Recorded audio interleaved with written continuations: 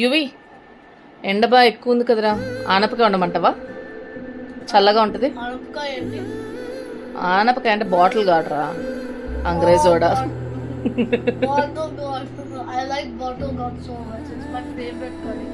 Okay, yeah of course.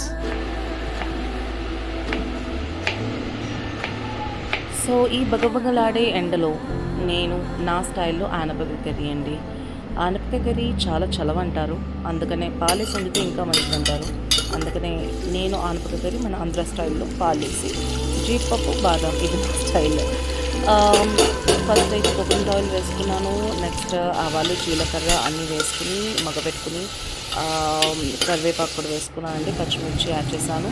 తర్వాత ఉల్లిపాయలు మగ్గపెట్టిన తర్వాత ఆనపకాయ తరిగిన ఆనపకాయ వేసేసి ఉల్లిపాయలు మగ్గపెట్టుకున్న తర్వాత మన ఉప్పు కారం పసుపు ధనియాల పొడి అన్నీ వేసేసి కావలసినంత తగినంత, అది మీ ఇష్టం. మీ పిల్లలు తక్కువ తింటారంటే కారం తక్కువ వేసుకోండి, లేకపోతే కొంచెం స్పైసీగా తింటారంటే స్పైసీగా చేసుకోండి. నేనైతే మోడరేట్గా చేసుకుంటాను.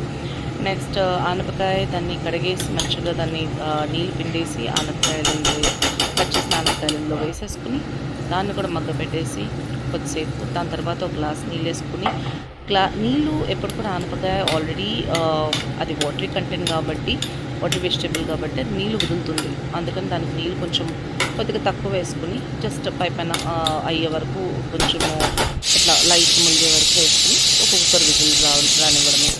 ఒక 2 విజిల్స్ వచ్చిన తర్వాత మనము ఈ లోపల జీడిపప్పు బాదాము కోర్స్గా గ్రైండ్ చేసుకున్న దాన్ని విజిల్ చల్లారిన తర్వాత ఈ పౌడర్ దాంట్లో వేసేసేయడమే.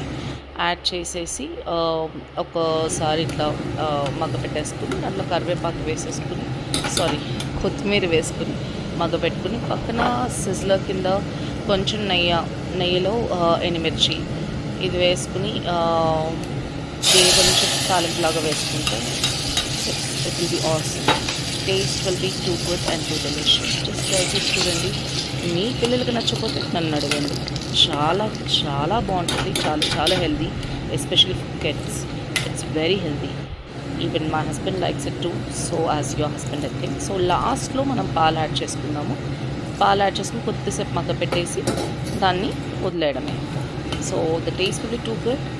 Trust me on that. Thank you.